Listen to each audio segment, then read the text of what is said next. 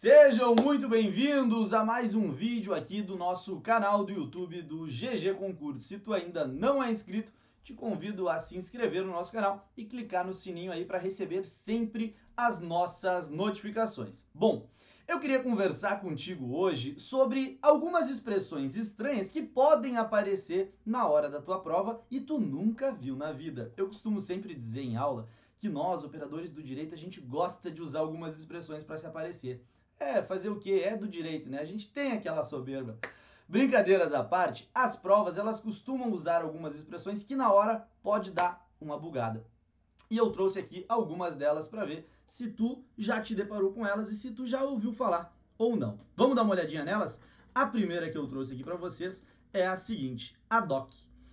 A expressão ad hoc significa uma pessoa que foi designada para determinado cargo só por aquele instante, para determinada missão ou para determinada circunstância. Por exemplo, se o escrivão de determinado cartório se ausentar, o juiz pode, para a realização de determinado ato, nomear um escrivão ad hoc, ou seja, um escrivão só para aquele ato. Então essa expressão é importante que tu conheça na hora da tua prova, tá bem?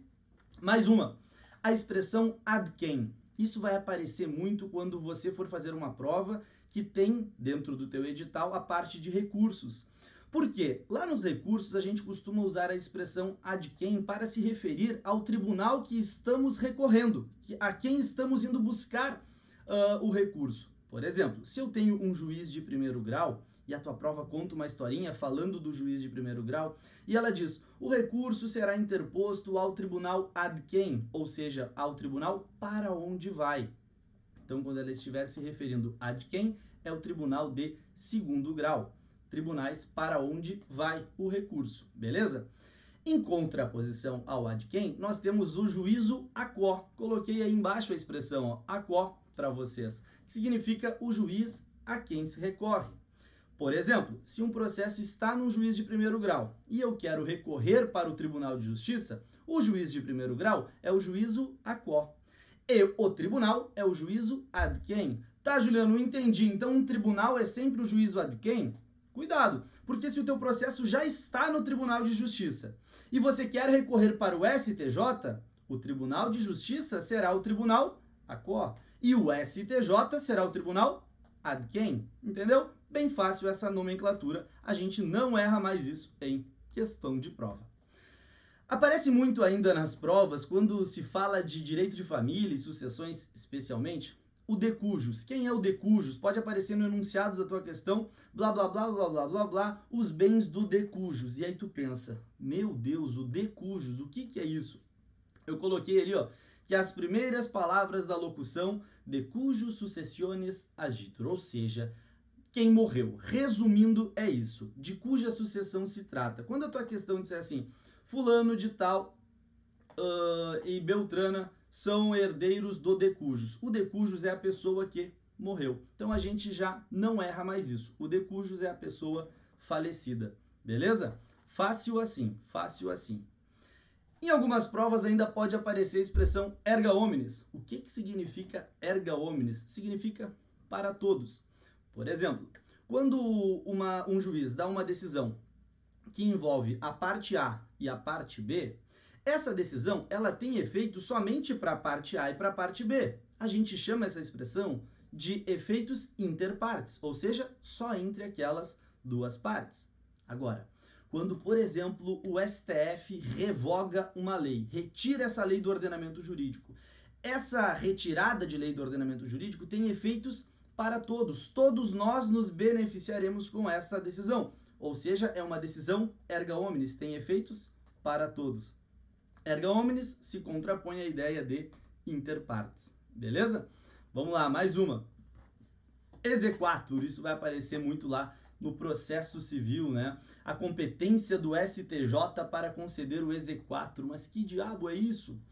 É dizer a uma decisão estrangeira que ela pode ser executada dentro do território nacional. Por exemplo, a parte A e B litigam lá nos Estados Unidos. Eles têm um processo lá nos Estados Unidos.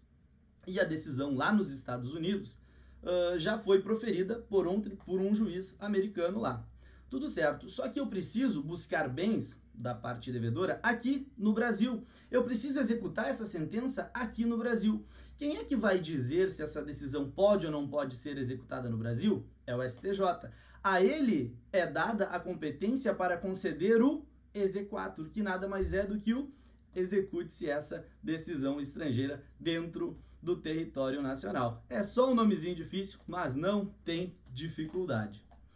Ainda tem a expressão ex officio que pode aparecer na tua prova. Determinado juiz tomou uma medida ex officio. E aí tu pensa, meu Deus, o que é uma medida ex officio? É uma medida que foi tomada sem a participação da parte, sem a provocação da parte.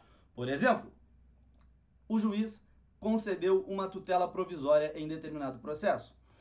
Essa tutela provisória não vinha sendo cumprida pela parte que foi condenada. E o juiz, ele resolve, ex officio, aumentar o valor da multa. A questão pode te dizer isso, ex officio, ou seja, sem provocação da parte. Ele pode fazer isso, tá bem?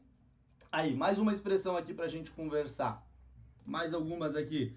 A expressão incontinente.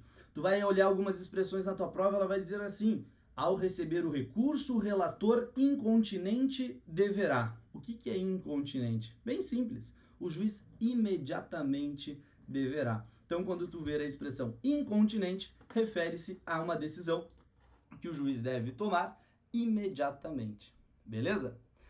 Agora, cuida só. Se essa decisão do juiz ela precisar ser tomada sem o contraditório, ou seja, olha aqui mais uma, inaudita altera parte, ou seja, sem a oitiva da parte contrária. Olha que legal, pode aparecer na tua prova. O juiz decidiu inaudita altera parte, ou inaudita altera pars. Algumas expressões, algumas provas utilizam sem o E no final e com um S. Significa que é sem a oitiva da parte contrária. Imagina aqui comigo, imagina o seguinte exemplo.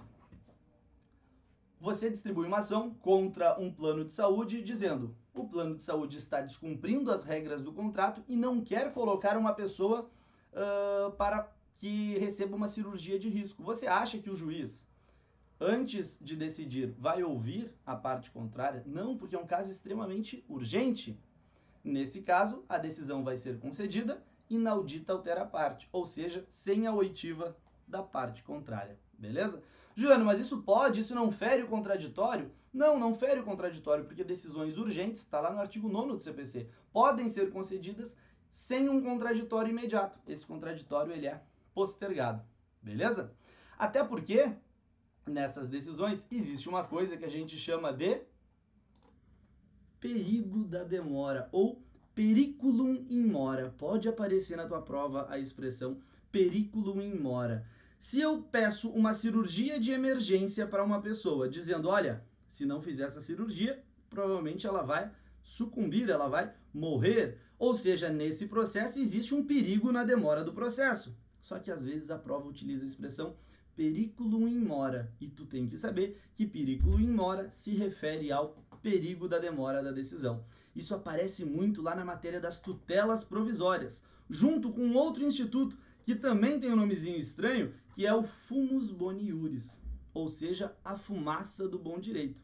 O periculum in mora e o fumus boni iuris são requisitos das tutelas de urgência, né? Eu tenho que apresentar o direito ao juiz, eu tenho que dizer para o juiz que minimamente, como diria o CPC de 73, existe uma verossimilhança nas minhas alegações, ou seja, existe uma verdade, existe um direito naquilo que eu estou alegando.